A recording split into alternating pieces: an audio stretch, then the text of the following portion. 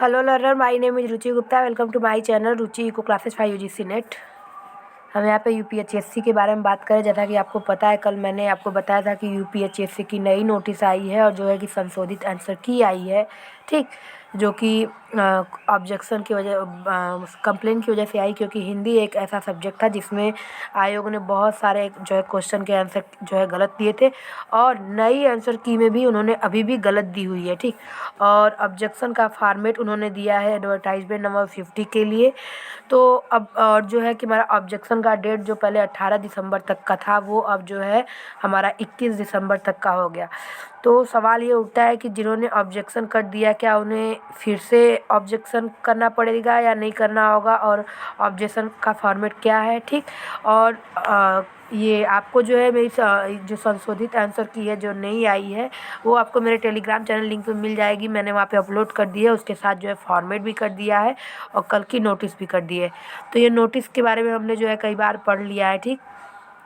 इसमें वही है कि हिंदी एशियन कल्चर, विज्ञान, कीट यानी जियोलॉजी और ये कुछ अनुवांशिकी, इनका जो है नई आंसर की आई है, ठीक, इन सब्जेक्ट्स की। और जो है ऑब्जेक्शन की डेट हमारा 21 दिसंबर हो गया, ये उसी पे हमें मेल करना है। और जो हमारी जो आंसर की है इस साइट पे उपलब्ध है और इस पे, ठीक। तो फॉर्मेट के बारे में बात करते हैं, क्या हमें जो है फॉर्मेट देखिए उन्होंने केवल हिंदी में दिया है। और फॉर्मेट ये सेम बिल्कुल जो मैंने आपको बताया था, इंग्लिश और हिंदी मैंने दोनों का बताया था, तो ये सेम वही फॉर्मेट है, केवल हिंदी में। देख सकते हैं आप, उत्तर प्रदेश उच्चतर शिक्षा सेवा आयोग, यहाँ पे ये सेम है, ठीक। और फिर आपत्तियों वाला, ये जो है आपका अभ्यर्थी, रोल नंबर, विज्ञापन संख्या, ये सारी चीज़ें हैं। आपत्ति 1 2 3 4 5 6 इस तरीके से है।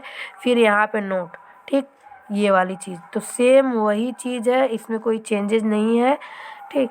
तो अब जो है सवाल ये उठता है कि ऐसे बहुत सारे लोग, क्योंकि 18 तारीख तक का ही डेट था और कल 14 था, तो 10 का जो आया है आंसर की, उसके बाद जो है सब ने, मैक्सिमम लोगों ने जो है ऑब्जेक्शन भेज दिया है। तो उनका सवाल ये होगा, क्या हमें ऑब्जेक्शन फिर से करना होगा। तो जिन सब्जेक्ट की आंसर की आई है, उन सब्जेक्ट वालों को छोड़कर बाकी जितने लोगों ने भी अगर सेंड किया है ऑब्जेक्शन, तो उन्हें फिर से ऑब्जेक्शन सेंड करने की कोई ज़रूरत नहीं है, क्योंकि आपका जो है आंसर की चेंज नहीं हुआ है। और आपने अगर इसी फॉर्मेट में जो है भेजा हुआ है, ये जो फॉर्मेट है, अगर इसी फॉर्मेट में आपने अगर भेजा हुआ है, तो आपको जो है यहाँ पे कोई टेंशन लेने की ज़रूरत नहीं है। आपका ऑब्जेक्शन वही सेम है और आप जो है ऑब्जेक्शन भेज करके और जो है आयोग के यहाँ जो है इस एड्रेस पे जो है सेंड कर दीजिए, ठीक। सचिव उच्चतर शिक्षा सेवा आयोग, उत्तर प्रदेश, प्रयागराज के पते पे, ठीक।